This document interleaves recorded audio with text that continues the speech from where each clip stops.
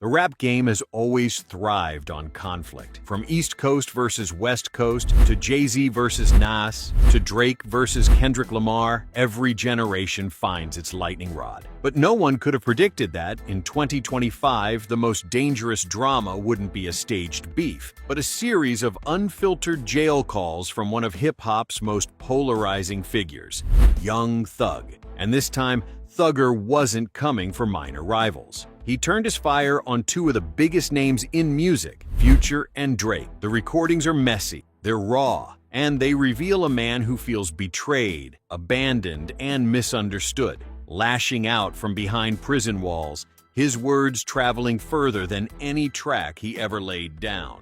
It began with Future, Pluto, the man many believed to be Young Thug's closest ally, his cosmic twin in Atlanta's trap rap universe. Fans thought the two were inseparable, their names spoken together in the same breath, their collaborations legendary. But the leaked call shattered that image.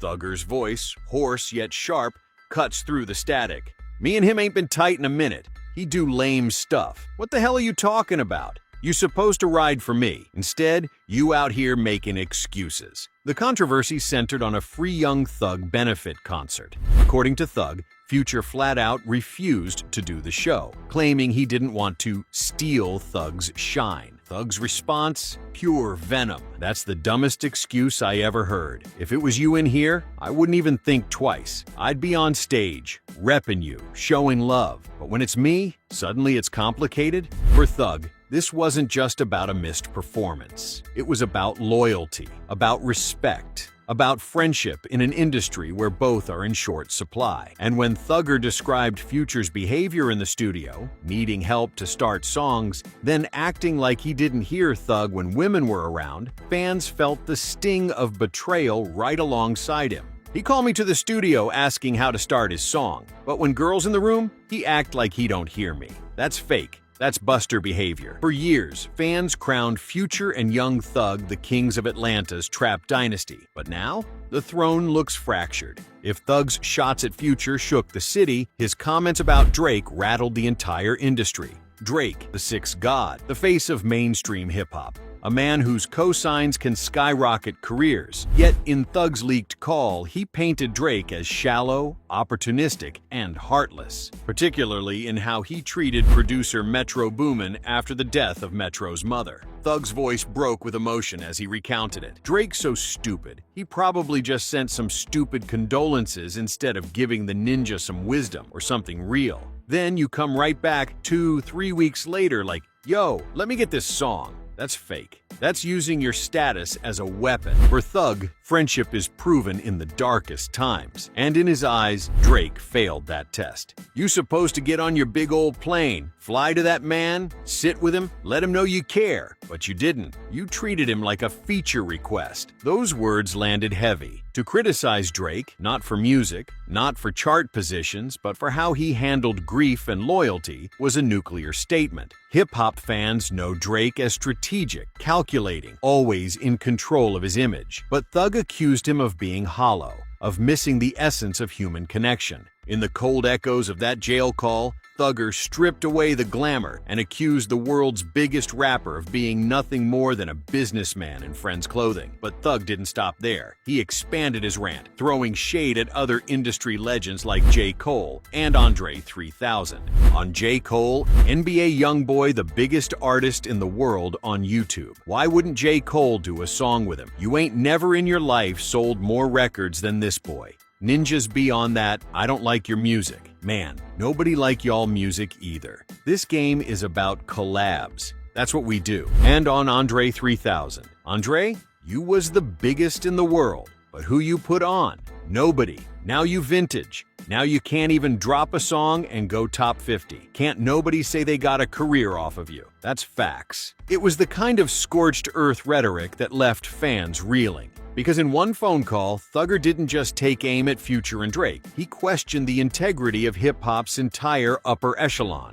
Social media exploded. Hashtags like hashtag Thug vs. Future and hashtag Drake Exposed trended for hours. Twitter spaces lit up with debates, while Instagram comments turned into battlegrounds. Some fans applauded Thugger for speaking his truth, arguing that his words revealed what others were too afraid to say. Thug calling out fake energy. Been waiting for someone to expose this side of Drake. Others, however, saw it as desperation. A man behind bars lashing out at the very friends who once supported him. Thug mad because he locked up. Don't burn bridges you can't rebuild. For future fans, the betrayal cut deepest. How could years of hits, tours, and brotherhood end with Thug calling him fake as hell on a recorded line? And for Drake stans, the idea that their idol mishandled Metro Boomin's grief was almost unthinkable. They rushed to defend him, pointing to private conversations we'll never hear. But in hip-hop, perception is reality, and the perception now is that Thugger feels abandoned by the very stars he once stood beside. As the backlash mounted, Thug took to social media with a rare note of humility.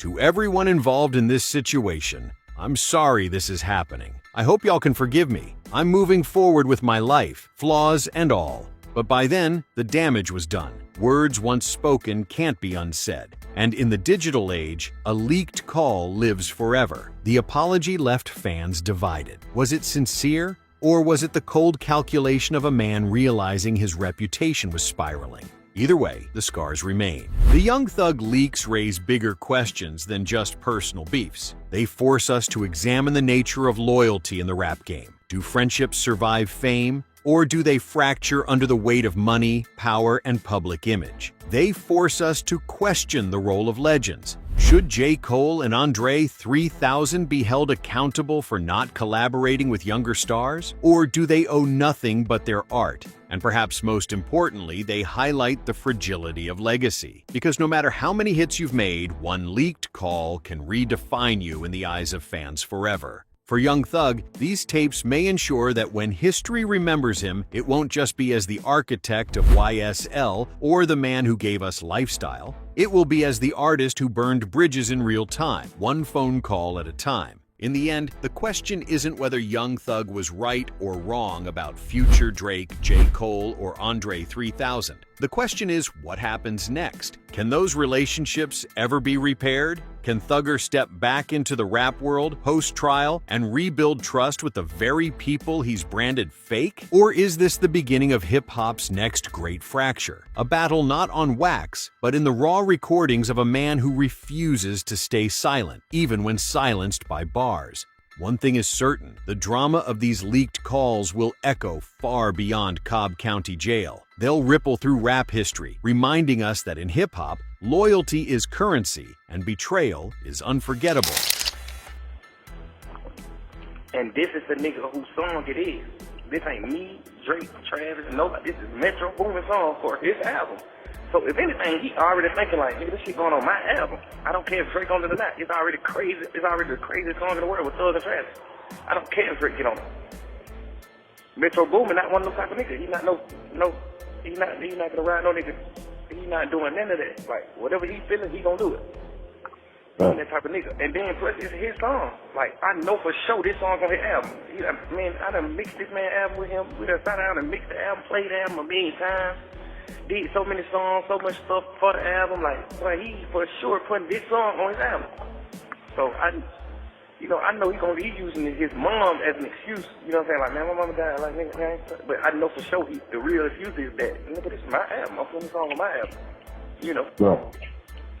But you know, he brave for even telling him, I don't like what you did. So that's just supposed to let you know, like, man, what you think Thug can do? What you think I can do for that? What you think I can do? Like, y'all need to get me out of jail. Drake, go talk to the president. Hey, man, let my little brother out.